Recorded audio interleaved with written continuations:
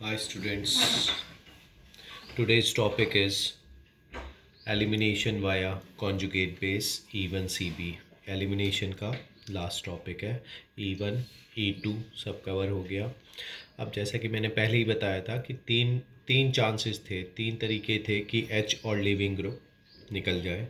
एक तो पहले लीविंग ग्रुप जाए, E1 था, याद करो कार्बोकेटायन बनेगा।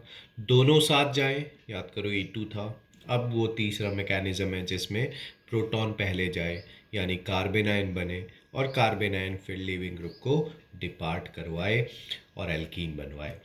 तो अब ये बताओ कुछ कंडीशंस क्या है। सबसे पहली कि स्ट्रॉन्ग बेस ही होना चाहिए, क्योंकि ये इतना एसिडिक हाइड्रोजन तो है नहीं, sp3 से अटैच्ड हाइड्रोजन है। वो तो इसका जब थोड़ा बहुत माइनस आई लग रहा होगा तो ये सबसे ज़्यादा उधर वालों से बीटा वाला हाइड्रोजन, कार्बन से अटैच्ड हाइड्रोजन, क्योंकि इसका माइनस आई लग रहा होगा तो बाकी इधर और दूर जाने वाले कार्बन से तो ज़्यादा ही एसिडिक होगा, इसलिए निकलेगा तो वही। ध्यान से देखना। और उधर अगर तुम जाओगे इस साइड, है ना, तो बताओ वो उस पे इसका माइनस आई कम हो जाएगा तो निकलेगा तो मोस्ट एसिडिक तो यही है या फिर ये है। वो तो फिर अल्फा एलिमिनेशन हो जाएगा। हम तो सारा बीटा एलिमिनेशन पढ़ रहे हैं, तो बीटा एलिमिनेशन में मोस्ट एसिडिक प्रोटॉन तो यही है, तो निकलेगा यही। लेकिन थोड़ा मुश्किल से तो निकलेगा क्योंकि sp3 कार्बन है, ठीक है, तो उतना एसिडिक है नहीं, तो स्ट्रॉन्ग बेस चाहिए, ठीक है। रिएक्शन फेवर हो जाएगी अगर ये मैं इस कार्बेनाइन को अगर मैं स्टेबलाइज करा दूँ -m इफेक्ट ऑफ ग्रुप से। लाइक अगर मैं यहाँ पे NO2 लगा दूँ, Cl लगा दूँ, CO लगा दूँ, तो ये बहुत स्टेबलाइज हो जाएगा कार्बेनाइन, तो E1CB के चांसेस एक्स्ट्रा बढ़ जाएंगे, बहुत बढ़ जाएंगे। और अगर ऐसे ग्रुप्स नहीं हैं, मतलब ऐसे ग्रुप्स के साथ तो बेटर लीविंग ग्रुप्स में भी E1CB ही होगी, ध्यान रखना। जबकि अगर ये चार लीविंग ग्रुप है तो ये ग्रुप्स -m वाले स्टेबलाइजिंग ग्रुप्स हों चाहे ना हो, E1CB ही होगी। Fluoride poor, hydroxide poor leaving group, NR3 poor leaving group, SR2 poor leaving group. तो इन चारों के केस में चाहे -m हो चाहे ना हो, और अगर बेटर लीविंग ग्रुप है तो ढूंढना कि -m से कार्बेनाइन स्टेबलाइज हो रहा हो तो E1CB, नहीं तो E2। ठीक। अब इसमें ये बताओ, रिजियो सेलेक्टिव रिएक्शंस हैं सारी एलिमिनेशंस, तो इसमें हॉफमैन एल्कीन मैंने लिखा है कि हॉफमैन एल्कीन मेजर है हमेशा, ठीक है। क्यों? चलो देखो, इससे समझो। ये बताओ पुअर लिविंग ग्रुप है ना, तो E1CB का के लिए जाना है, स्ट्रॉन्ग बेस है, हीट है, ठीक। अब ये बताओ यहाँ से प्रोटॉन निकाले, यहाँ से प्रोटॉन निकाले, तो मैंने दोनों जगह से निकाल लिया, ठीक। अब ये बताओ ये लेस क्राउडेड है, यहाँ पे कुछ नहीं है, ठीक है। यहाँ पे कुछ नहीं है, यहाँ पे ये मिथाइल ग्रुप है, ठीक है। तो ये वाला क्राउडेड हुआ ना कार्बन, ये वाला हाइड्रोजन क्राउडेड हो गया कि इसके साथ में CH3, जबकि यहाँ तीनों H है, तो ये लीस्ट क्राउडेड है। तो अब ये बताओ, बनना तो यहाँ से अगर मैं एल्कीन बनाऊंगा तो वो ये वाली बनेगी, लेस सब्सटीट्यूटेड वाली। यहाँ से बनाऊंगा तो मोर सब्सटीट्यूटेड वाली बनेगी। तो ये वाली जो एल्कीन बनेगी इससे हॉफमैन बनेगी, ठीक। और इससे कौन सी बनेगी? सेडजेफ बनेगी, अगर बनेगी तो यहाँ से, ठीक है। तो उसके बाद ये बताओ मुझे कि ये वाला कार्बेनायन इसके प्लस आई से अनस्टेबल हो रहा है, जबकि इसका कार्बेनायन पे बाकी प्रोटॉन्स, बाकी H का प्लस आई नहीं लग रहा, हाइड्रोजन का प्लस आई नहीं लग रहा।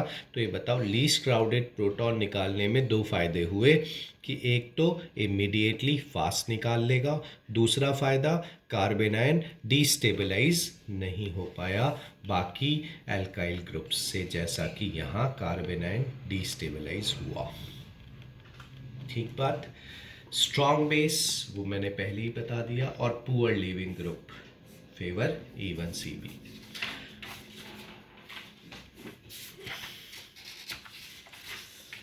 अब देखो इसका इसका एक क्लासिकल एग्जाम्पल है, एल्डोल में E1CB होती है। देखो ये मैंने अल्फ़ा कार्बन वाला एल्डिहाइड कीटोन लिया जिसमें अल्फ़ा हाइड्रोजन है, बेस के साथ पहले एसिड बेस हुई, इनोलेट आयन बना, फिर न्यूक्लियोफिलिक एडिशन हुआ, ठीक है, और ये बन गया आपका अल्फ़ा बीटा, बीटा पोजीशन पे OH है, तो बीटा हाइड्रोक्सी एल्डिहाइड जिसे एल्डोल बोलते हैं। उसके बाद देखो अब यहाँ इस सबस्ट्रेट को देखो, सारी कंडीशन तुम्हें E1CB की फुलफिल होती दिखाई दे रही है। क्या कि अगर यहाँ वाला कार्बन आयन बने तो वो स्टेबलाइज्ड भी हो गया है -M से, ठीक है। तो ये भी दिक्कत दूर हो गई कि ये वाला प्रोटॉन हटाऊं कि ये वाला प्रोटॉन हटाऊं, है ना, ये आती है ना कभी कभी कन्फ्यूजन, ठीक है। तो कार्बन आयन तो यहीं से बनेगा और पुअर लिविंग ग्रुप भी है, बताओ। तो E1CB की सारी कंडीशन फुलफिल हो गई है और वो कन्फ्यूजन भी हट गया। कौन से वाला कि कार्बन आयन यहाँ बनाऊं नहीं बनाऊं। बच्चों लीस्ट क्राउडेड प्रोटॉन जरूर बोला मैंने, लेकिन कार्बन आयन यहाँ बनना अब फिक्स इसलिए हो गया क्योंकि कार्बन आयन स्टेबलाइज हो रहा है।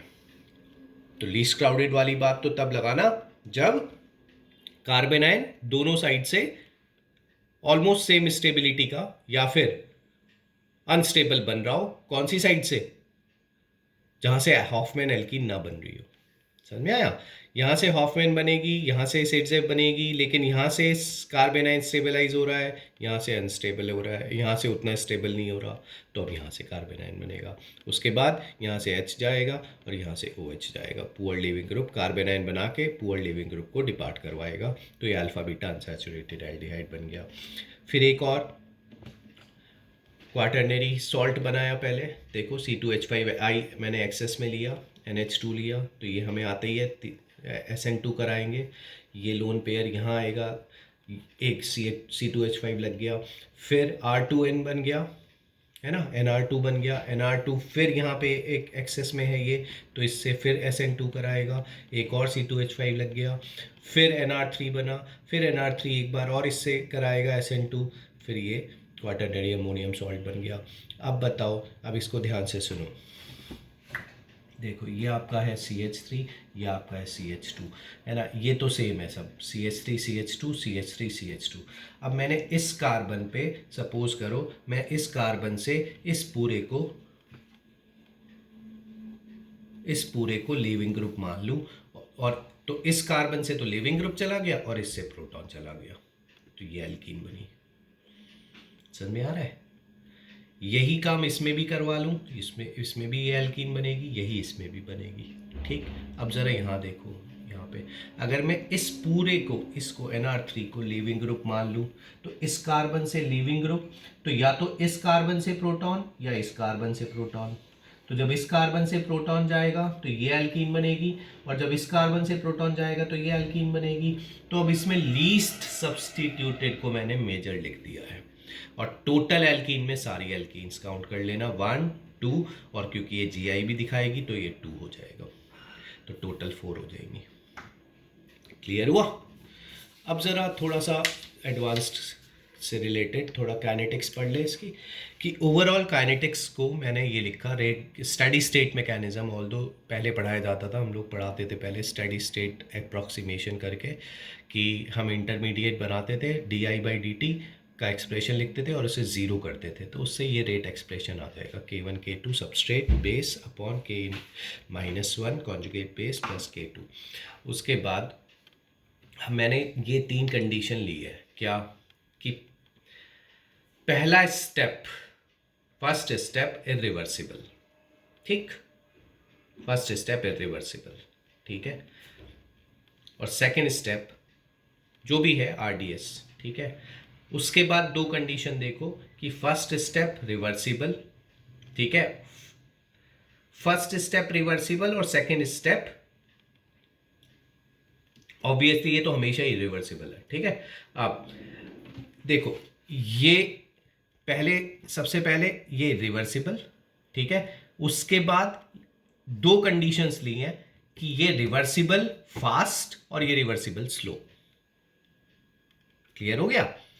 ये इरिवर्सिबल, ये इसे E1CB एनायन बोला, ये रिवर्सिबल,